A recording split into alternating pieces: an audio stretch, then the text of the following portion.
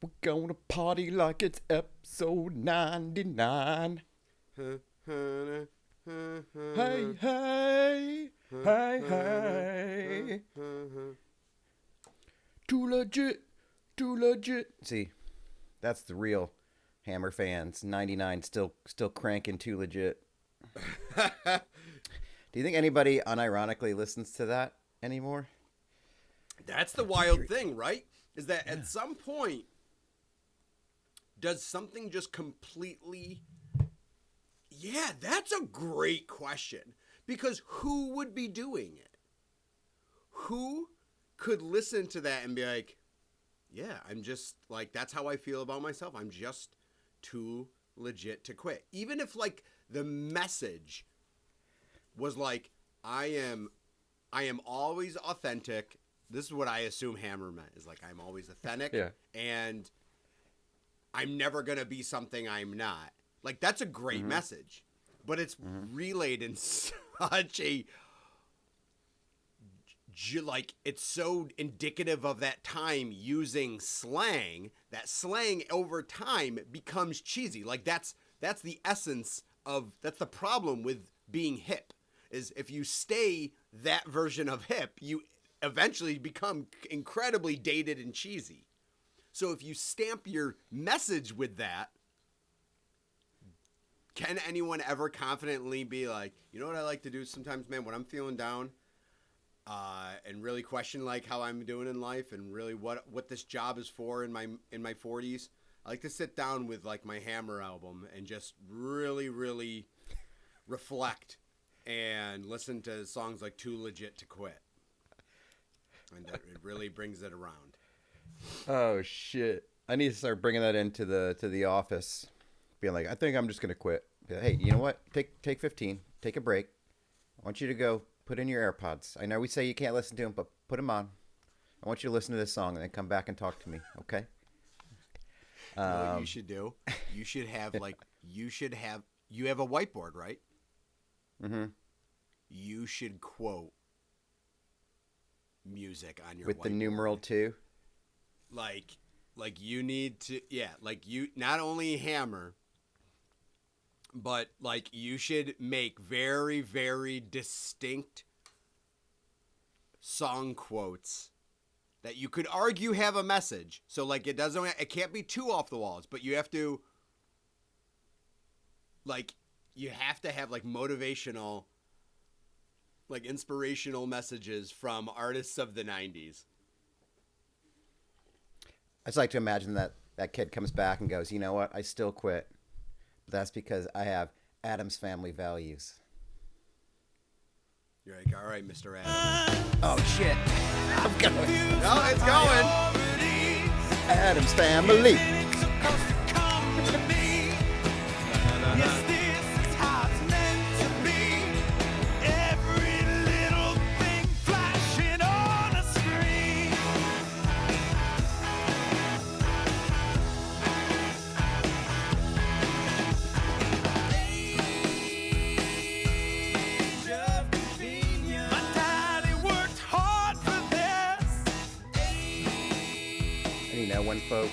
When folks ask us, hey, why haven't you guys quit doing this yet? Because we're too legit. We're just too legit. Sorry. Yeah. I'm sorry we're so at 99. Real. The Wayne Gretzky of podcast episodes. Yeah. Yeah. Means episode 100 will be released on Christmas Day. It's a Christmas miracle. Merry Christmas. Peter. The day everybody definitely listens to podcasts. It's going to be a great release day. Absolutely. We're going to get a lot of hits that day. Yeah. Yeah, that's kind of wild. I was thinking about that doing something 99 times is pretty cool. And I was like, wait, are we at that? On episode 100, are we going to be at the Malcolm Gladwell, 10,000 hours of doing something? And I was like, oh, no, that would be episode 10,000. Yep. That's the math. The math really fell short that time, huh? So, we're 100 hour. Probably, maybe we're 1% hours. We are. Yeah. Oh, okay. I was gonna say 100 hours. We would be 1% of the way there. Yeah. We go long. Okay. So we're getting there. you know. Yeah, we should. You know what we should do is plan something for episode 100. You know, something that really sums up the first 99. So we'll definitely do that in a week. Absolutely. I do have an idea. I might have mentioned. Maybe we'll talk offline about that. That's one of my favorite things people say at work too. Meetings. Hey, we'll talk offline about that. It's like, okay. Like with a Dixie cups and a string. Yeah. I don't know if this is value added, Jeff. Jeff, I don't know if this is value added. We're gonna let's touch base offline. I love buzzwords. I use value added. The reason being, here's the reason why. Is because I use it as a deflector and to bring people fucking back to realize that what we're currently talking about is absolutely fucking trash. Like, people will come up with ideas, I'll be like, that adds zero value. Like, I don't mind shutting people down and being like, remember, what you're saying might be something, but what you're saying is fucking useless. So I use value add a lot because I think corporate talk and bullshit often doesn't add value, and when you call people out on it, they have to defend their stupid idea. So I do like to use it. Most of the time I hear it is after the session or meeting's already done and someone says, I hope this was value added for you. And I'm like, oh shit, yeah. Here, let me. Wasn't. I don't want to be the last one to leave the Teams meeting. They're going to know I wasn't paying attention. Oh, dude. I do that. I catch people on that all the time. 250 people. I'm like, all right, folks, you can hit that red leave button at the top of your screen. And then there's like two people. I'm like, if your name gets called out after a meeting, congrats. You've just outed yourself as you weren't paying attention. People are like, oh, yeah, no, sorry. I forgot. I didn't leave. I'm like, yeah, you were up doing something in your office, like not paying attention to anything being said. Yeah. But don't worry. I won't absolutely remember this in the future. So I'm actually kind of in a weird spot now because I moved to the Fairmount store. This is my first week. Right. Monster store, huge store. A lot of people working there. So I have to go through like meeting a bunch of people all over again. But I do like it. I got to say, I'm pretty happy there. But I don't have an office yet. They have to like build one out for me. So I'm just hovering between two people's like tables. So I just have my laptop and shit like that. It was kind of weird. Like I would like to have an office, but I don't mind the vibe right now. It's kind of fun to just be floating. But you know, I guess that's my way. What was I going to say? Like, I enjoy it. It's weird. Like, I enjoy going to work. Not that the other place was bad, per se, but it just wasn't, I don't know, it's different. Value added. For some reason, the vibes. I like the vibes here. I can't describe it. Let me ask you this. Let me ask you this about that, because for those people that don't understand how Wegmans is work, is that there's different... Wegmans was kind of like, from what I understand, kind of like one of the real... supermarkets that started like trying to really think outside the box. Well, I guess Walmart did it years and years ago, but like some Wegmans is open like different departments and stuff like that. Does Fairmount have any of like the restaurants or the pubs and stuff like that in it?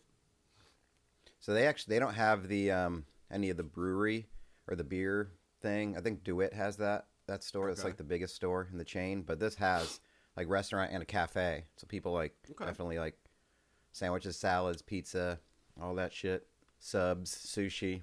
People congregate. And actually it's kind of weird because people use our tables, cafes, like as meeting rooms. And this week I was like, can we start charging people to do this? Like they just hang out here and play mahjong or do work all day or bring their group like work meeting there. And it's like, can you do that? It's like, hey, where do you guys want to meet? We could rent out this meeting space for our company, or we go for free to just just use Wegman space. Let me ask you this: how large is the largest gathering? Because that's the biggest factor. The biggest one I've seen. If it's four or less, then let it be. Mm-hmm. If they can fit in one table, but if you have people putting tables together, which we did, we were partially like, hey, is this a union organization coming in here to a union meeting? What's going on here? Like, we don't know. But there was like a full on, like people put like 6 tables together and used it like their conference room. I was like, you guys don't have your shit together to where you have your own meeting room? That's absolutely where you shut it down. I think, listen, every once in a while we slide 2 tables together. when you are sliding more than 2 tables together, you gotta stop. They're even in a personal group. So let me ask you this. You know, let's kind of go with that tangent. Yes. You're at a restaurant, all right? You're going out to eat with a big group. Not a family, just a big group. Do you wait until all of the tables can be put together to accommodate your 14-person group or 12-person group? Or do you take tables as they come up and you just divide the group to sit at their respective tables? What's your... I guess it depends on what the event is or something like that. I probably would have in advance called ahead to say, like, just give me a time. We have 14 people. You tell me when we can do it. Interesting. You know what? What's we'll fucking commit silly to it that is time. I never even think of doing that. Never even a million years would I think of that. I would plan it on my own. Let's go to the place up. randomly and just show up and put them under the gun. Yep. Okay. I would say usually I'm the hanger-on to this, so I'm not usually organizing this because I would never do such a thing. Okay. That doesn't sound like fun to me. But in that case, I would probably be happy to be separated. I wouldn't mind. I would say that. I don't, if it works out, it does. If it doesn't, I'm probably not the one organizing it, so I don't have a strong passion to all be together. Like, listen, if you have 12 people eating lunch, the people at the apex of the tables aren't fucking, like, talking and stuff. Like, you gotta, I don't know, man. Like, my idea would be is everyone go to dinner and then do something afterwards where further talks and there's not a need for the restaurant to make this weird accommodation for your group. So I am always okay with being like, let's just split the fucking group up. Like, stop. I don't even want to talk to half these people. And, like, it'll really make the conversations that are had a lot more fruitful because there won't be people, like, down the table being like, what are you guys laughing about? Did someone do something silly? So, like, I don't know. I always think, like, I judge the shit out of people at restaurants. Let me start with that. I am never the person throwing a tantrum at restaurants, but anytime anyone's giving any service person flack at a restaurant and I'm a bystander of it, I can't help but just stare them down. If they're complaining, now you can voice concern and like you can say my meal isn't good and stuff like that, but the way people conduct themselves with wait service, hostesses, hosts, bartenders, I am judging the shit out of you and I want to throw something at these people so bad and like scream at them so often. So I am a big proponent of if you are going out to eat, fucking conduct yourself. You are on their turf. Stop doing this like ninny muggins, customer needs everything to be accommodated. Like you're not paying $100 a plate because you want to know why? I'm not going to those places. So I'm going to casual places. So therefore my judgment is allowed. I don't know what goes down at the fancy pants restaurants. That's not my fucking territory. I won't judge it because I'm not there. But when you go to fucking Applebee's and you're worried because Applebee's is ruining your fucking organized thought in your head of, you know, this amazing gathering, knock it off. Knock it off. You're here for fucking like $9 endless apps. Fucking relax, all right? Sorry the world doesn't revolve around you. Here's one for you then. Related. So I go into Prison City this week. Maybe actually it was Friday night. So I was like, after work, had a successful week. I was like, I'm going to go get a drink and maybe order some food. And I get there and it's pretty busy. I was like, I don't know what's going on. It's Friday night, whatever. So I get in there. There's like one stool at the bar. I was like, perfect. I'm going to go in there. But it's like sort of closing in between two guys. So I go in between the two guys. And one of them on my right's like, yeah, not a lot of room here. And I was like, I know. That's because you are sitting sideways at the bar. So your legs aren't facing towards the bar because you're talking to each other. So now you're taking up like a stool and a half of space. Yeah. And so are you. So I'm going to go in here. Like he was saying it like there's not a lot of space. Like you probably shouldn't sit there. And I was like, I'm going to sit. And I didn't sit, actually. I stood at the bar.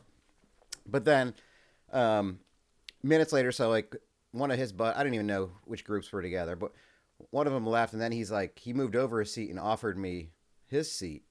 And I was like, oh, I already have one. I'm good. There was a seat here. You just didn't realize it. You're sitting sideways. Who fucking sits sideways at a bar? If you do, you have to be aware that you're taking up extra real estate. And the best thing you need to know about this guy is I think he was drinking Bud Lights at a craft brewery. So he's already doing that. And he probably had 6 of them. So he's already doing that. I can tell he had 6 of them because he had a pile of $1 bills, like they were his tips. So $6. And when he left, he made a big gesture to the bartender, like, hey, like made sure he wanted him to know. So he slid it over towards him. I'm leaving like, these for you. This is not an accident. This is me. This is me giving you $6 for all of for me monopolizing this seat for 3 hours and right, and costing you substantially more tips because you couldn't serve other people. Yeah. But he just had to make it known. He couldn't just leave it. Like he knows if there's $6 there, it's in front of your seat. He's gonna know that it's yours. But just to let you know, hey, did you get that? Hey, did you get that $5 I put in your card? It's like that's all. It's like that's all I had to know about this guy. It's like just total derelict of society. But that's fine. I ended up talking to the guys on my left. He kind of turned around at one point and put his knees forward, so I appreciated that. It's like you gotta, whatever. This is the linchpin of our show is why is everybody else wrong in the world and we are so right. We're just everything we do is with thoughtfulness. Our execution is perfect, and we do it for the people and for ourselves. And it's I'm not in trouble at all. It's not subjective. I'm not backing down from this. I'm not even saying that ironically. Like, no, those guys are fucking wrong. Like, you don't take up space needlessly because you want to do this thing your way. And also, that sitting towards each other thing, like, instantly that I think of is, like, these are the fucking people that have to, like, while they're driving and talking to their passenger, they have to fucking talk to them by turning their head. I'm like, there's one person in the car with you. If you talk forward and keep paying attention to the road, they will fucking hear you. You don't need eye contact. Remember phones? Phones, where are you looking when you're talking to someone on the phone? To the people who have to talk right at the person while driving. What do you do on a telephone? Do you go like, like yell at the phone in front of your face? Or like, you don't need to spin and face each other and be like, hello, friend. Hello. Like, are you ready? Are you going to lean in for the dramatic kiss? What are you doing? Sit forward and just turn your head if you really need that vibe. Like, that would drive me insane to the point where I actually almost asked you if I was a bartender and I saw the situation. First off, if I was a bartender, I would be hyper aware of social things and I would fucking use my power as the tender of bar to fucking mention it to people. I would literally have looked and been like, hey, bud, you looking for a seat? Hey, guys, can we reorganize so that he can sit down? I would fucking absolutely do it because you want to know why? I shouldn't leave it to the person who wants to be polite, and not mention it to those guys and not start a tizzy. I'll be the one because if they they know that if they throw a shit fit, guess who has the power to fucking kick them out of the bar? And they don't want that because they have a stack of ones that they want to be tipping. And because they got another Bud Light on deck. So, as the bartender, I would 100% fucking call shit out like that. Dude, I could see you being a bartender in a different life. I think you could, I don't know if it'd be your place or whatever, or, I don't think you're not a Manhattan old fashions guy per se. You're more of like the beer bartender. But I could see you catching a vibe of that, getting the regulars, talking shit. Yep. I love it, especially like those corporate folks coming in that aren't the regulars, just trying to be at the bar. It's like, hey, every 15 minutes, you guys need anything else? You guys need anything else? You're still here. You guys this isn't a library. Yeah. I noticed you've chatted for 45 minutes with empty glasses. Hey, you guys need anything else? No, you are good? Cool. You're all set? Cool. Good, then we're all set. Yeah. Take it outside. Yeah.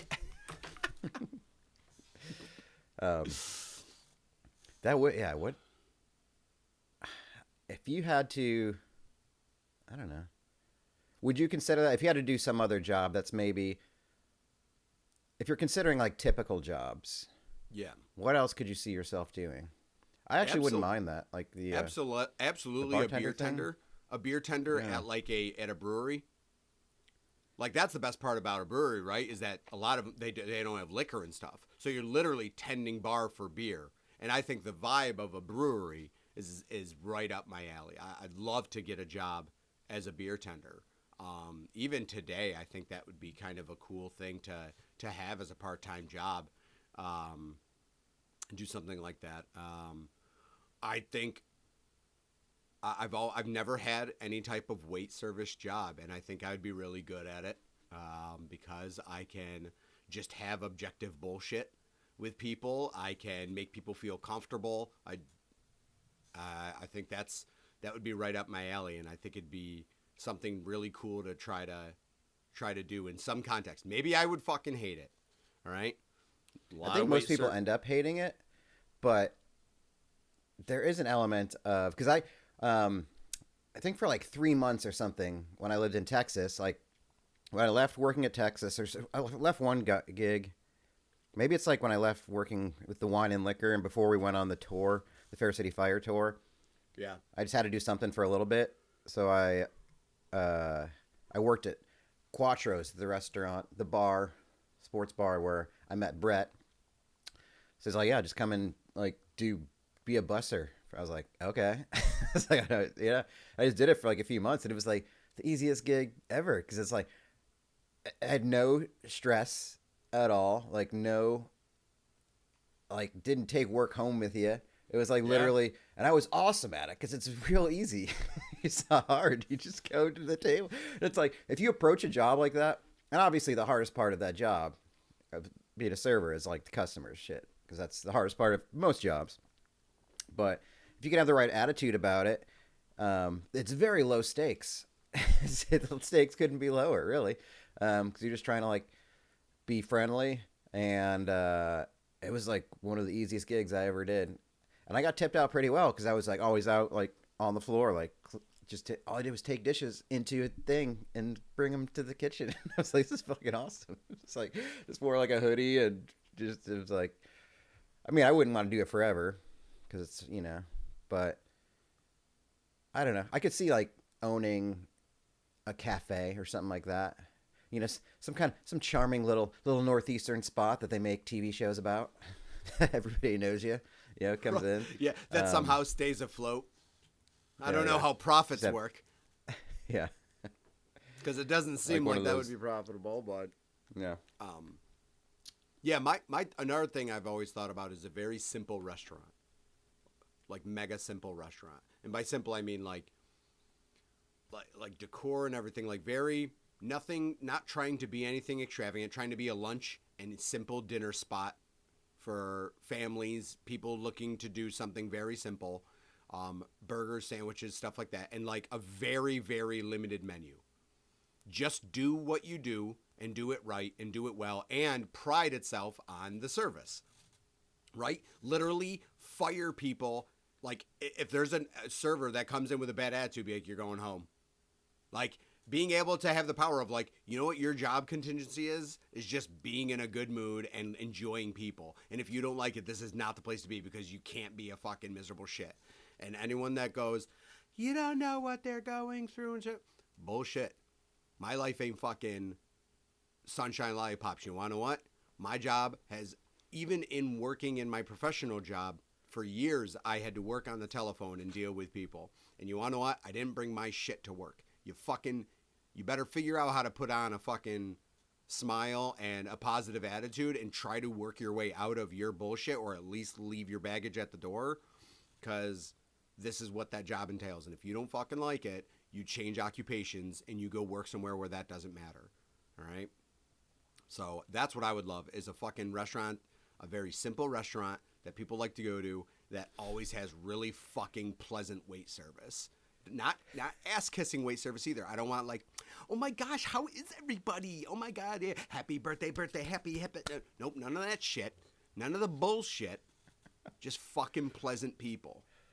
I love it. Like, that's a great first day speech that you give to the orientees. yeah. You will be fucking pleasant, or I will send you home. We come here to be pleasant and happy. Okay. You bet. Leave your bullshit at the door. This is about being in your happy place. Mm-hmm. Mm-hmm. Oh fuck yeah. I always thought it would be fun to like be a, I don't know. Sometimes I just, because now the role I have is a lot of like, just, it can be mentally draining. Okay. You know, or just like a lot of thoughts. Like my mind is always active, trying to stay organized and then be thoughtful about situations. That'd be fun to like just paint houses, I think. Like just not even the exterior. I just want to do interiors that are air conditioned. I don't want to be out in the elements. Maybe some summers, 75-degree summers, I can do some exterior paintings. But I don't want to build the scaffolding. I just want to do rollers and just do that. Do the edge work. That's it, just that. Okay. And just do that for like all day. Headphones or music. Just chill. Like, that'd be like a fun summer. Maybe we could start some kind of like job exchange where, is that a thing where you could like 6 months, everybody does like 6 months to a year, we just rotate jobs. We all get paid the same. Like maybe that's the new middle class. You get to do different stuff for 6 months and you get rotated into other stuff. It's just sort of like a civil service thing, but everybody gets paid the same. Yeah, we'll all live in this one big apartment building and yeah. All right, this is starting to get like very, very communist. Yeah. Like we don't have to worry about bills and everything like that. We'll all contribute. We'll all just live the same life.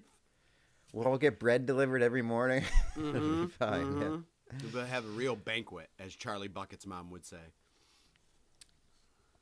Oh, well, I try. What are you going to do, you know? Yeah, well, oops. Yeah, boy. That's that Russian studies coming back up, folks. Yeah. Guys, have we ever thought about, like, communism just being, like, a really, really good idea? Yeah. It took me 99 episodes to slide it in, but here we go. Wait till the next 100. I'm going to start. It's going to get less subtle.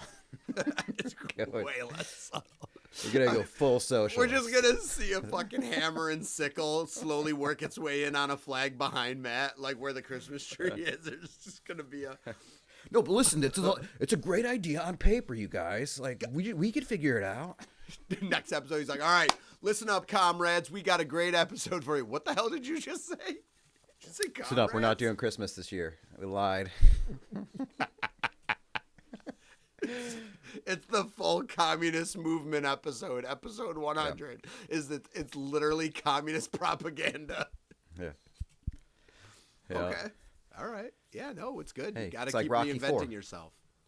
Christmas Day. It is like Rocky IV. Yeah. Christmas. Russia. Well, since we mentioned a movie and we're really good at transitions and segues on this show, why don't we talk about the best or the most memorable of 1999? Oh, let's go out to the movies. That's where this song should play. Let's go out to the movies. Let's go out to the movies and grab ourselves a snack. Something. In the year of our Lord, 1999, the lead up to the Great Y2K. Yeah. The fear. Dude, a massive amount of important, what I would say is like really movies we still talk about. Like there is lot. Well, first off is, let's say, you know, we had been talking about the 90s starting to be like, okay, is this where we really started getting into sequels and stuff like that? The Star Wars revival of 1999. Yes. That's massive. Menace. Like, pop culture wise, leading up to the release of that movie, like, people were floored in advance. Like, they're like, what do you mean you are coming out with a new Star Wars movie? And it's wild because we're talking about 25 years ago. And there was a gap of what, 15, 16 years between Jedi like 83 and Phantom Menace? And 99, yeah. So 16 years. Yeah. And like people were literally seeming like you were reviving the dead from 600 years ago. Like people were like, what do you mean you are making a new one? Like there are Gen X nerds running around being like, this is it, people. This is what we fucking trained for. Like they have no idea. Like kids our age and stuff, we're certainly excited. You know, we all knew Star Wars, but we only knew Star Wars from like a home video concept and stuff like that. Like these are the like all you heard was from people in their like 30s and even 40s being like, dude, you have no idea what it was like for these movies to be in the theater. Like this was, I remember the first time really hearing about people older than me talk about movies in this way. It just fanned this massive hysteria leading up to it. What do you anything particular you recall pre-release of the movie? Yeah. I mean, what was cool was I think in like 97 or maybe those years they re-released the original trilogy in the theaters, like the special edition. So that was like the first time getting to have the theater experience, which was wild. Because, you know, I had seen the VHS versions, but to have the sound and in your face. But I remember, going to the theater for this. This was like our Star Wars in a way. Like, tons of commercials.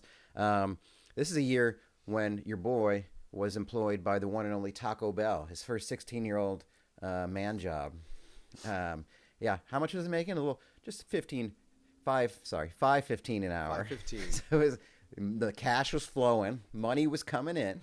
We were flush. We were flush. We were flush with cash. And they had the tie-in. It was like all the Yum brands, like Taco Bell and KFC and Pizza Hut had all the Star Wars tie-ins. So it was like all the drinking cups, the toys, and then like it was on all the characters were on Pepsi cans. And I got into some of the merch because I got very excited about like this is like internet's in my home. I can like look up stuff about the movie. This is Darth Vader as a kid. And then this is pod racing. Like all that. I do distinctly remember being in gym class with a couple of the gym class nerds. I forgot who they were. They might have been a year older than me. But I remember being like, I didn't see it on night one, like a couple kids did. And I remember being so into it that like they started talking about the movie and I like backed away and put my fingers in my ears. I was like, no. But I didn't want to like make it obvious. But I was like, fuck, no. I don't want to know. Shit. Don't, you're going to ruin it for me. It's like, I don't remember when I saw it or in the theater or whatever. I do somehow remember the vibe of like seeing like the Star Wars theme and just come onto the screen and then seeing Episode 1 Phantom Menace and like, holy shit, this is new for everybody. You might not have, but you might have seen it with me. So I do remember seeing it, but I don't remember when per the release that I saw it. But I instinctively remember I saw it with Dave and Mike Cook. Ooh, that sounds like I definitely saw it with them, and I feel like there's a good chance you might have been with us too. I definitely saw it with the Cooks. Oh my god. Wild cards. Dude, probably like the most great friendships randomly built in band in high school was meeting the Cook brothers because I'm like, who are these fucking characters? Like, yeah, because Mike was the older one, right? And he played trumpet. Mike was a year older than us, and Dave was a year younger. Yeah, so I played trumpet with Mike because we were in wind ensemble, but we were both like trumpet threes or whatever. And I didn't know the kid. And I played sax with Dave. I played saxophone. And then all of a sudden he would just start commenting. He'd just say this. He was like always like deadpan, super sarcastic, but then just say like the worst shit. I'd be like, hey, what the fuck did you say? Always one of those like, who are you? Like, because he dresses like Dockers, button-up shirt, like penny loafers, basically that kind of vibe. And then he would just say like the weirdest shit ever. It just had me. I can't even remember. I just remember because their mother was weird, right? Well, she was like she was so laid back because it was them and their mom living at the house. Their mom and dad had gotten divorced and stuff. So single mom, and so like she was just so laid back and like they would act like amplified. They were more relaxed at school than they were at home. At home it was chaos there. Yeah. Like, they weren't mean to their mom, but they just said, like, wacky stuff that we might say to each other, but we would never say in the presence of our parents because we're like, well, they wouldn't find it funny or anything. And, like, they would just act like themselves. And like, their mom would be like, I remember it was so funny because she would call Mike Chug. She'd be like, "Oh, shut up, Chug."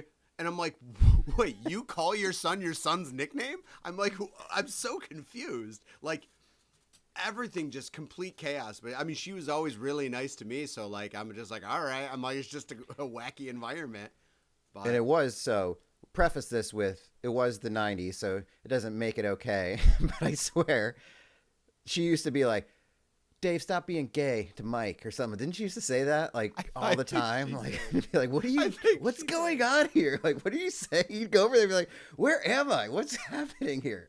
It's just like she'd like throw a slipper at him and shit. Like, yeah. oh my god. Oh.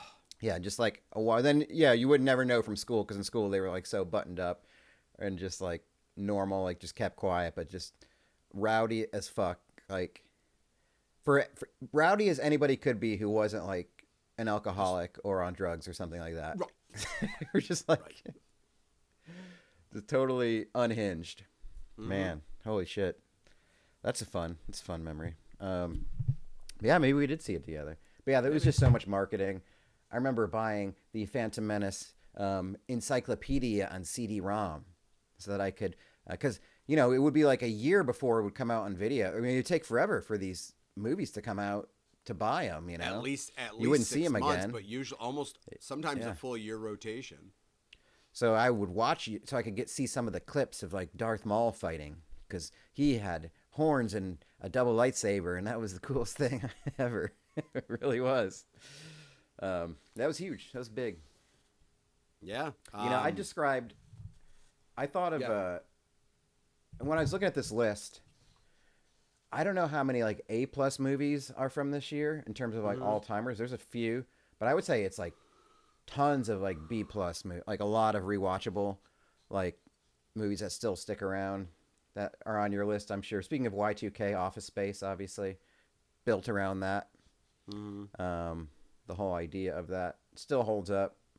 One of my favorite little trivias was that, well, when I moved to Austin, obviously that's where Mike Judge is from. So he filmed a lot of Office Space there. And the bookstore that I worked at was right next door to Tchotchke's, like the restaurant next door. It's actually called like the Baker Street Pub and Grill, but they repurposed it. So if you went in there, you could tell like it's where Tchotchke's was. And yeah, and then you could go, like I remember my dad would come visit. He's like, "Where's the Initech?" So he'd like, I think one day he just went over there because it just looks like an office park. So it doesn't look like, it doesn't say Initech or anything. He's like, well, you can go. He just wanted to go see it. Wow, this office building is the office building, even though all office buildings look the same. And I think I might have seen that in the theater as well. And it didn't hit me, obviously, until because it's like one of those movies when you're 16, you don't understand work culture or anything like that, or office culture, or any of that. You get some of the jokes, but it grows on you over time. Like, and it still holds up. And it's fun that, like, my dad's into it just as much as I am, too, which is weird because he's not usually into, like, off-color stuff. But some of it's just, like, super sarcastic and ridiculous.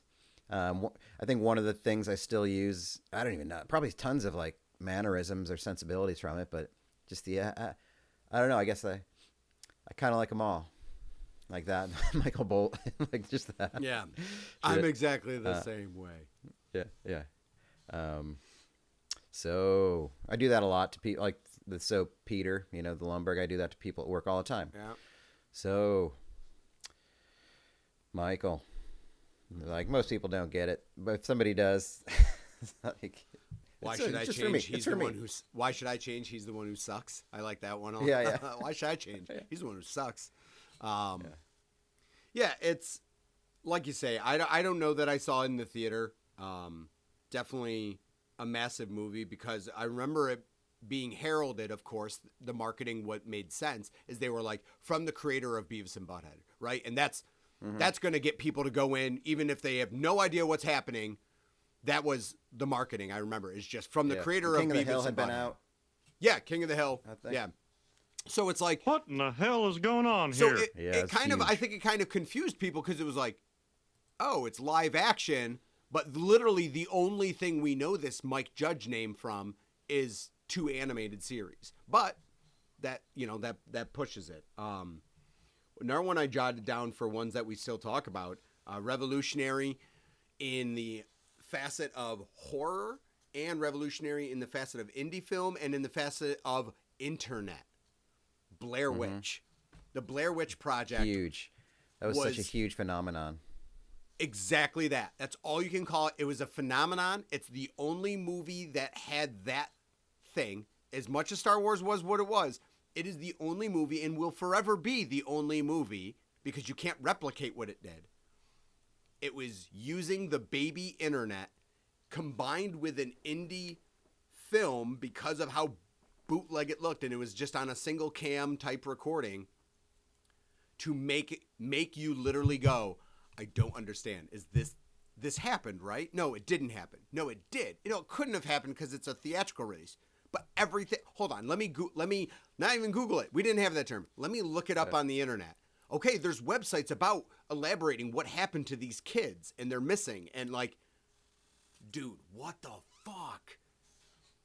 I remember being so confused trying to look up stuff on the Blair Witch and not understanding what I was looking at. You made it. The filmmakers were from Colgate. So they really? found that out when I went there, yeah. But it was like, yeah, it's handheld, so it's been often mimicked over time. And it probably, I haven't watched it. It might not even hold up. But maybe. It was like the scariest movie to a lot of people because they didn't know what they were watching. Was there this witch in the woods? And then really what happened is if she made contact with somebody or took over somebody, they'd end up like staring at the corner. And right before they died, they'd be in a corner staring at it. And that's how you knew, you know. It was like, yeah, found footage became like a whole genre in itself.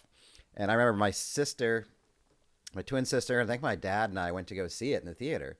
And she was like super scared. I mean, it was scary. But I remember we came home. She went up to the bathroom, and my dad and I turned off the light in the living room and both stood in the corner. She lost her shit. Like, it was one of the most... Oh, such a layup. Fearful, like, times. I mean, even though she knew it was not real, did she? Did she know? It was just right. It was good timing. Just really to capitalize really impeccable on that timing. Really impeccable timing on our part, to be honest with you. Probably the best joke I ever played with the least amount of effort. Do you know, this is timely because, you know, I'll catch some YouTube vortexes of movie reactions. So sometimes I'll watch people watch a movie. And I watched a compilation the other day of people seeing the Sixth Sense reveal. And it's like, how do you make it to this time? It's like, there's people, just young people that never saw. Like, I get it. Like, if people haven't seen it, but culturally, they don't know what happens in Sixth Sense. I never got to see it. I never saw it. But you obviously know the... Correct. Yeah, you know like, that. Yeah. The wild concept is, and that's what prevented me from seeing it, is I, at some point, of course, found out what the big reveal is. The first time we came up with the Shyamalan twist. And I remember being bothered. I don't remember who spoiled it or how I found out. I don't know if it was a person, a pop culture thing, but certainly I found out about it. Bruce Willis is dead at the end, folks. Oh, shit. Yeah. Everybody's going around saying, comment below if I just blew your mind and ruined the movie for you. That was like the quote of the year. I see dead people. Right. That little kid, little Haley Joel. And so I just never cared to see it because nothing else mattered.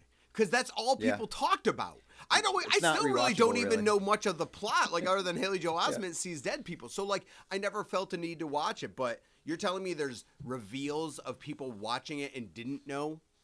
Yeah. Like it hits them.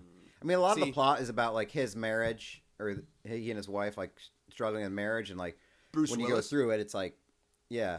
Okay. Well, he gets shot at the beginning, but then you're led to believe that he like recovered from it, but he has a strained marriage now with his wife, and that's why they don't communicate very well or at all. He's dead. Yeah, that was huge, big one. Did he know he was dead? No, not until the end. He didn't know. See, I didn't know this. He didn't know he was dead. Yeah, so he's like a therapist, I believe, to Haley Joel, or some kind of like doctor or social or something like that. And then he's like, yeah, okay, kid, because the kid's like, I see dead people. And you're like, okay. And then at the end, he's like, I see dead people. And they don't know that they're dead. And he's sounds one like of them. a good movie. I should watch this. Yeah. Yeah, it's worth a watch. Fight Club holds up. I think we talked about that recently because I had rewatched it. I still enjoy it. Just shredded. Brad Pitt, Edward Norton, powers at an all-time high. Another one with a big reveal. Obviously, the Tyler Durden reveal. Ah, yes. Big impact stuff. Knowing what it had 2 years after its TV release, South Park Bigger, Longer, Uncut got released. Oh, so that's a pretty quick turnaround. 2 years. South Park, obviously, Trey Parker and Matt Stone realized how popular it became on Comedy Central that they must have decided pretty quick, like, all right, we're gonna fucking put out a movie so we can really blow people's fucking tits off with a rated R animated movie and be really vulgar, right? Because South Park, of course, was totally playing to our age group of being like, we are going to push TV, even cable television to its limits, right? We're always going to push the envelope and talk about absurd stuff that you would never see on a live action show. Now we're going to release a movie and be even more absurd. And they pulled it off. It's still hilarious movie. South Park, Bigger, Longer, Uncut. So that was massive. And you also had the Summer of American Pie. So talk about pop culture and that type of comedy, Holy coming shit. of age movie. Oh my God. So you have American Pie this year too, coming out. That's right. That was huge. Like massive to address so obviously in the 80s, if you look back at 80s comedies, campy comedies, they're almost like aggressively hypersexual, but also doofy and stuff. American Pie kind of toned it down and tweaked it to make it feel somewhat more realistic to what kids actually high school kids actually deal with. So they fine-tuned it, right? They had the premise down that was established in the 80s, but they fine-tuned it and trying to get boned. The characters felt more possible. They felt like kids in school. They felt like high schoolers in school. That could actually exist, especially the Jason Biggs. I don't think he gets credit enough, but his character is so good. It seems so legit. He's kind of awkward, but he's not hip, but he's not dorky. He's just kind of this obscure person. Yeah, he's almost like the straight man in it too, because he's just awkward. His dad's right. More unhinged than he is. Really. Yeah. Yeah. And it's just that. Of course, that was massive. American Pie. I guess. And I remember. Yeah. I remember my parents renting American Pie and watching it, and it felt so weird to be like, my parents want to see this movie. It was very odd to me. So that is part of it. If you got to get through that. Right. He does fuck a pie. And yeah, the Oz character, the jock who is into the choir girl, but it's seems like it's not forced in a way. There is areas of gray with the types of characters and archetypes of high school students and stuff like that. And Stifler's mom. That was a joke for a while. Heck yeah. Everybody, Stifler's mom. I didn't know. There's a lot of those high school. Yeah, Varsity Blues was big. Yep. 10 Things I Hate About You. How about? So Mystery Alaska came out that year. It was a hockey movie starring Russell Crowe, and right before his huge Gladiator swell. And it's this hockey team who plays in Mystery Alaska, this home game that kids want to play in, and everybody in the town wants to play in. The New York Rangers are going to come play them on ESPN or whatever. But I had watched it. I was going to use it as a vehicle to really discuss how I think maybe are hockey movies the best sports movies if you take them all as a whole versus other sports. Baseball's probably up there. Has a lot of good movies. But hockey, and which one's your favorite? Because Mystery Alaska is solid. I wouldn't say it's the best, but it's definitely watchable and rewatchable. There's not even really including the Mighty Ducks movies, but Miracle, if you want kind of a real story. What was it, Youngblood or something? There's a Rob Lowe movie from the 80s. It's pretty good. Slapshot. is hilarious. And then Goon. Goon might be like my favorite Goon is a of all of fantastic those. movie. Is it? It's so good. Like I never saw love Goon 2 because I kind of didn't want it to ruin Goon 1 for me. Goon is a really good movie. Mm-hmm. I don't remember what year it came out, but hockey does really well with movies. I don't know how, but I can't think of one that I've seen that's like truly bad, or that I haven't watched again. You know what? Maybe D3. Maybe that one. Well, okay, maybe D3. Yeah, but yeah, I have zero desire to watch D3 again. Yeah, I mean, hockey does do very well. Well represented. I mean, I think basketball is the only one for me that just doesn't. My favorite basketball movie is probably White Men Can't Jump. Oh yeah, I think that's a fantastic movie. I couldn't even think of one besides Space Jam, but yeah. Yeah, like I'm not like a loving basketball. I saw Blue Chips a long time ago. Blue Chips. Was the air up? Is it the air up there? Something like that. Above the rim. What's the Kevin Bacon one? Oh. Is that the air I think up it's there the air or up above there. the rim? No, I think it's the air up there. Okay. So, football is very interesting. I feel like football still gets the most attention. Like every 5 years, some football movie's gonna get released. I feel like but they are very corny, hit and miss. Yeah. Like I actually liked Draft Day. I thought it was interesting. I like the day. I like the single day event because I think it takes good writing. I liked it. Any Given Sunday has its ups and downs within it. The Replacements is a delightful, cheery one. I don't remember much about like things like Unnecessary Roughness or Necessary Roughness. Yeah. Varsity Blues was pretty solid for the time. I don't know if it holds up. Yeah. I remember. Yeah. It kind of like enabled a lot of tropes and things like that. Allie Larder and Whipped Cream Bikini. Who doesn't remember that at 16 years old? You know, that was a big moment for a young man of my age. Right. Are you an Allie Lauder girl, or are you an Allie Lauder guy, or a Amy Smart guy? Amy Smart. That's right. They gave you the two options so that you could have like a turf war on it. I love a good. So just to drop some before we slide into music, a couple other ones. Matrix was a massive hit. Oh yeah, that was 99. Yeah, I don't know if we want to touch on that. Pretty big. Some of you might remember the Matrix. Keanu Reeves's revival, really back into movies. Although his, kind of time off was very limited, but he got pretty beat up after Bram Stoker's Dracula. People thought that was going to like write him off. Who wasn't somebody else supposed to star in The Matrix, but they didn't do it? I thought there was supposed to be somebody else. Oh yeah, it was Will Smith. Did we talk about that once? So he could film Wild Wild West. Yeah. Oh boy. Oh, yeesh. I mean, you can't see anybody else as it now, but other people considered Tom Cruise, Johnny Depp, Brad Pitt, Nicolas Cage, Leonardo DiCaprio. I could see Brad Pitt probably doing it. Maybe Johnny Depp at that era. I don't know, but it doesn't. It just, you can't envision it without Keanu, really. So. No.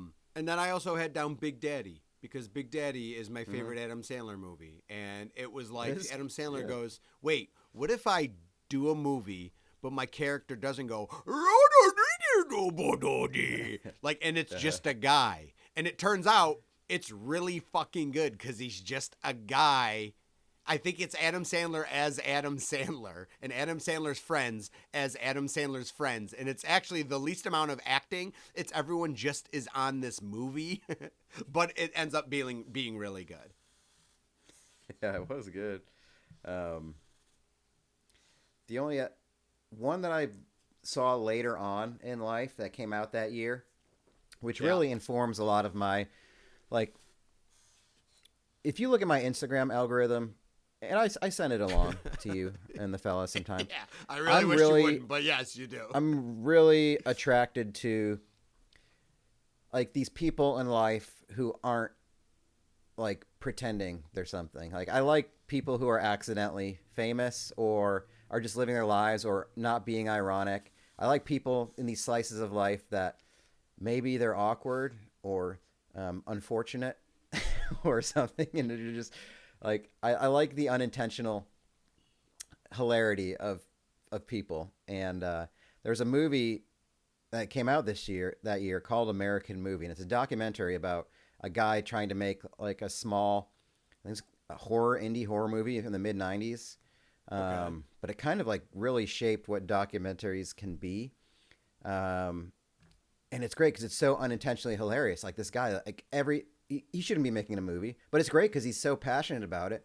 But he's like using all of his friends, and they're all idiots. Like they don't know how to do anything, and it's just like sometimes you're like, this can't be real. Like this can't be real. This is really happening, and it is. He's basically an alcoholic too, and like sometimes he just doesn't show up, or like his buddies don't show up, and he's just like, the acting is terrible, the writing's terrible of this movie that he's trying to make. But I just love it. Like it hits me Is right it where a real I like. doc? Yes, it's a real documentary. So Yeah. so someone else is making a doc of him trying to make a movie. Mm-hmm. Yeah. I It's gotta called see American. this. I don't even know. It might be on Amazon or something. I think I had looked at it again recently in the last year or so. Um, but you're gonna watch it, and it's like sort of uncomfortable, which I like. in my people. I remember this box. I'm looking at like the movie poster or like the DVD box. I remember this box of the two guys standing in front of the blue backdrop. Yeah, because it's like made in the '90s, but he still dresses like he's from the '80s. You know, he's like, I'm trying to remember. Like, I think he lives with his mom or something like that, or his grandma, or. It is. But On it totally Prime. informs the way I see people, or I enjoy. What's that? So watching this, it is on Prime. I am so watching this Okay. movie on Prime. I probably need to revisit, but it's like, it's an awkward. I like the awkward people in our society that have no self awareness. Those are my kind of people. That's who I truly enjoy following, and cute girls who play the drums. That's also my algorithm. But besides those two things, that's basically it. Sure. All right. So movies or music, I mean, a lot of happening. 1999. Still deep in the TRL sphere. We are. The notes I took of 7 albums that came out, I took note of 7 of them. They're all over the range. So, on the one Give 'em side, to me. the American Pie type world, we have Enema of the State. Blink-182 actually was in American Pie for a hot second, playing a pop punk band. That's right. And going, yo, Trig Boy, go Trig Boy. But Enema of They the were watching State, the webcam footage. Yeah. Blink-182 had come out with Dude Ranch. Damn It was on the radio. Enema of the State came out, and What's My Name Again, or What's My Age Again, came out, and again, massive explosion on the radio. Like, that was so popular, and then they doubled down with oh my god, I can't even think of the stupid name of the song because I don't listen to the song anymore because Small Things. Is that small the one? things, all the small things, Yeah. all the small things. We blew did a up podcast TRL. about Blink 182. Yeah, I know. All the small things, like it blew up TRL. Oddly enough, competing with boy bands, which is what that music video is making fun of, is boy band music videos. That's right. So that was huge.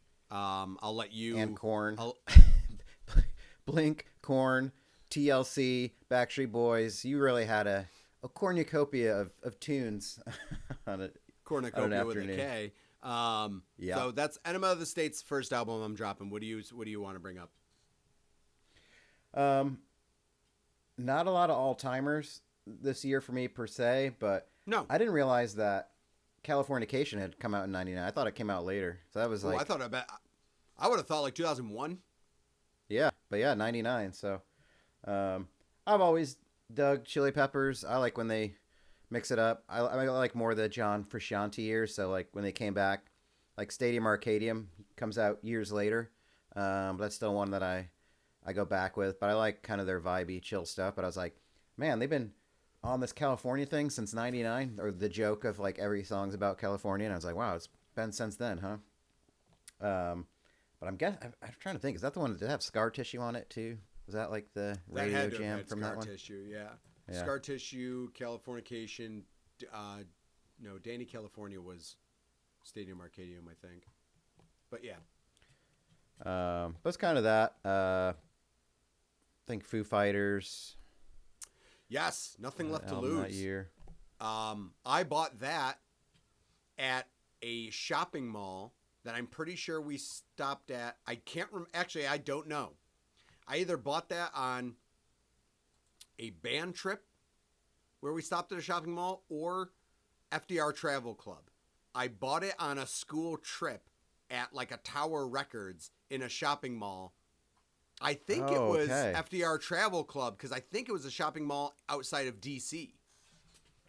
And you want to know what else? Yeah. Know what else was at that shopping mall that I did? The Coke and Pepsi challenge, where they would do the blind taste test and ask you which soda you liked better. I remember doing it. They had a booth set up at that mall.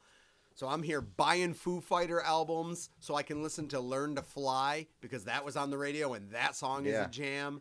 And so I did that, and then I did the Coke and Pepsi taste. And I remember the lady getting upset because she was like, which one do you like? And I go, that's Pepsi and that's Coke. And she goes, no, that's not what you're supposed to be doing. You're supposed to tell us which one you like more. I go, well, they're just different.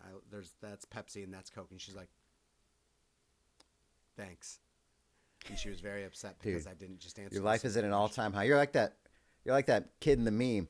I got a Fortnite win. I got a girlfriend. My life's fucking awesome. Yep, that's true. I deciphered the Pepsi Coke conundrum and had a Foo Fighters album. Oh, Cloud9. All on the same trip. Yeah. Yep. What other albums did you have? Nothing really stuck out too much except for that. You know what I do? There's an album that came out that year that I brought with me to Russia. Because I always heard that Europeans and Russians like electronic music and dance music, or that's what I thought. Prodigy? So as a housewarming gift to my host brother or whatever, I brought him the Moby CD to play, the Moby album. I don't think he liked it, or I don't even know if he had a CD. You gave someone a Moby CD for a fucking gift. And he's like, all right, okay. Oh my God, you presumptuous turd. You're like, I hear you guys like the beep boop boops. This guy's huge in the Americas. Here's something Moby. from 2 years ago. Right. you won't see for another decade here. Right. He's like, what the fuck? Oh my God, that's amazingly, I think that's offensive. I don't even know. So yeah, obviously not massive, but folks, I definitely purchased Significant Other because I did it all for the Nookie. Limp Bizkit. Limp Bizkit went from you got to have faith because Counterfeit wasn't whatever, but Faith was big. But then it was like Nookie was like, oh shit, we are hip hop, like big poofy jacket, certainly a backwards red cap. But not only did we have Nookie, we also had like break stuff, which was like, oh man, it's just one of those days. I'm like, man, I'm 16. Yeah, I am. I do get upset. I do not. Yeah, exactly. Yeah, it's just one of those days. You said it, Fred Durst. You get me. Now, Slipknot, self-titled. I remember getting that from the CD store in the mall. I don't remember what the CD store was called. It was not Record Town. It was the bigger one next to it, and I always forget the name anytime someone. It's across from Rex. Nope. Up the little stairway from that. The bigger set. It was across from Rex Video. The big place. I don't remember what it was called. Yeah. And that blew me away. Slipknot, the self-title was phenomenal.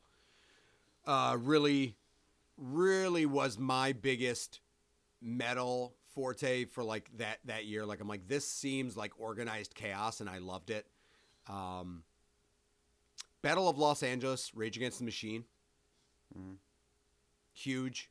Still killing it with like Guerrilla Radio. Trying to think what our songs are on that album. Jesus. Lights out. Guerrilla Radio. Turn that shit on. Sleep Now in the Fire. Testify. Yeah, Testify. Yep. Mic check. Yeah, a lot of cool stuff off there. So they're still, guns a-blazing, and that's incredible because this makes 3 albums for them.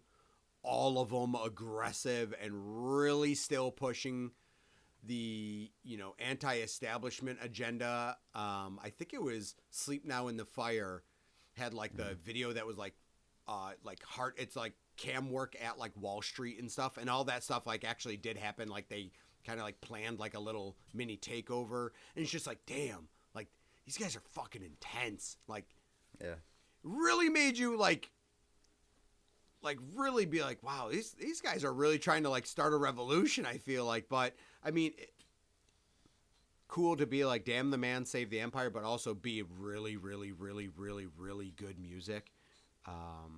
Yeah, a lot of their ideas look good on paper too. So just saying. I always loved it when like a politician or someone would come out to like a rage song. I'm like, do you see yourself? Do you see what you're doing? I'm like, you got it. Yeah, I know. Do you have other albums? I got a couple more, but do you have any? No. Okay. He had released multiple albums before, but this is when he became pop culture. And we got Eminem? Nope, DMX. And then there was X came out. Party Up came out, and that was everywhere. Y'all gonna make me lose my... I'm like, wow. I'm like, I hip? I actually listened to that a lot. I'm like, this is a really, really, really great song. Like, so... that was Hockey phenomenal. Locker Room, like before every game. Because it's a great hype-up song. Oh, there you go. A lot of Nas in the locker room. Shut them down, open up shop. Yeah, Nas started really shining through. I found more out about Nas in college from my buddy Ed. That's when I started learning about Nas. But most importantly, I can't believe, how dare you not mention this album? Santana? No. Oh. Human Clay. Human Clay by a little band called Creed. We've all right. You know what? I don't care if we hit on it. It doesn't matter. All right. Scott Stapp has not had a year like 2024 since 1999. So you give the guy his due.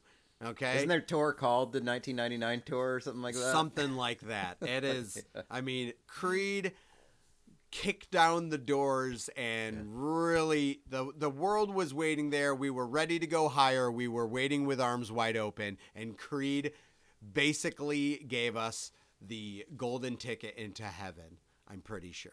So, yeah. All right. Creed walked so 3 doors down could run.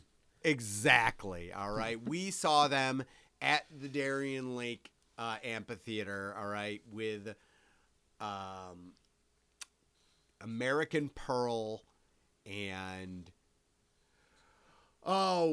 what is that other band 12 called? Stones or something like that? Nope. Deals? No. Touch, Peel, and Stand was their one song. Oh my God. Yes, I finally found a reason I don't need it. Puddle of Mud? No. Days of the New. Days of the New with Touch, Peel, and Stand. Actually, you know what? They were good. Days of the New is good. I forgot about that. Yeah. So recognize. Pretty talented. All right. That's right. We saw them. That's cool. Good job, me. Now you can tell people that. Yeah, I saw this band live. No big deal. Excellent. A couple things just to touch on, culturally relevant. Pokemon becomes a thing in 99, which 25 years later I got into. And now there's a Pokemon trading card game on the phone. And dude, I'm in it. I'm playing it. I'm very much into these games now that are basically gambling. Like, so I just get packs and you try to build deck building things. It's kind of like this Baldur's Gate game that I'm playing. It's a lot of like dice rolls. It's like, I'm all into these games now. I bought this other game the other day. It's called Dungeon Clawler, but you're basically like a claw game, but you're basically pulling things, weapons and shields and different abilities out each turn to fight an enemy. And it's built from a deck, like choices that you make. And it's like, I I cannot be stopped with all these things that are basically like gambling. It's like I'm gonna dial back the gambling by playing games that are just like gambling and total RNG. And Pokemon's that. And I forget. It's crazy that Pokemon's been around for so long, and I was so resistant to it. And I guess I sort of. It's just the card game's kind of fun. I guess I like now that I learned it on the phone, but. Plus, just ripping open those packs. It's just, if there was a sports card digital pack thing, I would do that too. There's just something about that feel. Like trying to get something rare or unique, trying to get that hit. I could see why people do it. We had 2 major deaths in 1999 that people still reverberate to this day. Is it Princess Owen Diana? Hart. No. Oh, geez. Owen Hart. Okay. Owen Hart. Rip. Yeah. Crazy, huh? Remember April of 99? Yeah. Died on a pay-per-view coming from the ceiling. Was watching the pay-per-view at my house. And anyone that says that they saw it on TV is a filthy liar because they definitely didn't. Yeah, they blacked it out, right? No, it happened during a promo. It happened during a set ad time, and then they came back to it, and it was weird. But anyway. And Maud Flanders died on The Simpsons. Wow! In 1999, R.I.P. got shot with a t-shirt cannon and fell off of a balcony, or fell off the back of bleachers after getting hit with a t-shirt gun. I know. And I guess there was just a contract dispute or something with the voice actor saying all right, you're dead. That's basically it. But how did Ned, that really affected Ned's life? Ned and the boys, just after that, Wow, 25 years ago we lost Maud Flanders, and the show is still going, folks. And Who Wants to Be a Millionaire? I mentioned that because it was huge. Regis Philbin, all power, be to him with Who Wants to Be a Millionaire. A fine game, a ladder system of winning more money. The celebrity versions are good. I think Millionaire still exists today. But I think it reignited our country's passion in late night game shows again. I mean, Jeopardy and Wheel of Fortune were always around, but I think a lot of other games got brought back. Or just the idea, that in combination with reality TV, Survivor, all of a sudden, reality game shows became a genre that I think just to this day still holds with people more than scripted entertainment in a lot of ways. People just love them. Some late night game shows. Well, that's why I get mad. That's the first one I can remember. Game show. I love game shows. I like a lot of game shows. Game Show Network I thought was a brilliant idea. And when I had cable, I loved watching Game Show Network. I'd watch old episodes of back when Scrabble was a game show with Chuck Woolery. I would watch stuff like that. I believe Chuck was Scrabble, not Wink Martindale. But anyway, I love game shows. Didn't he just die recently too? Chuck, is that true? I think Chuck Woolery did just recently pass. Let's see. Chuck Woolery died, and literally 4 weeks ago. We'll give him his flowers. Yeah, Chuck. Hopefully he can find a love connection in heaven. Nice, I like it. So that's why I get mad at Wheel of Fortune, is because I feel like we forget, they go towards they focus on the reality TV show more than the game, and it drives me insane. If you notice how many camera cuts there are away from the puzzle just to show a fucking dingleberry clapping and being I'm show me the puzzle. I'm trying to play this game along with you. And they never show the fucking puzzle. It is 2024. We should have closed caption, or I'm not closed caption, but picture in picture or a split screen. And the puzzle should always be on the screen so us playing at home have the choice of just trying to figure out the puzzle. It drives me fucking nuts. That's all Ryan Seacrest's idea. I can't. He's trying to idolize. They've been your doing wheel. It. Nah, man. Wheel was lost years ago. That's why I hold on to Jeopardy. I'm a Jeopardy guy through and through. This is the passion of the wheel fans. We're the wheel fans.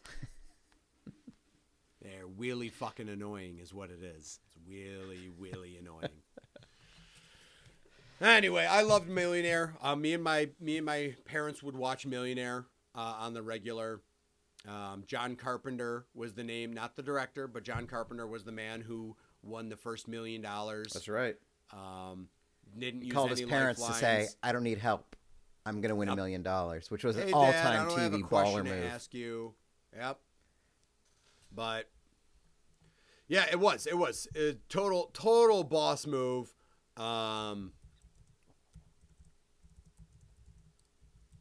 Yeah, it was really cool.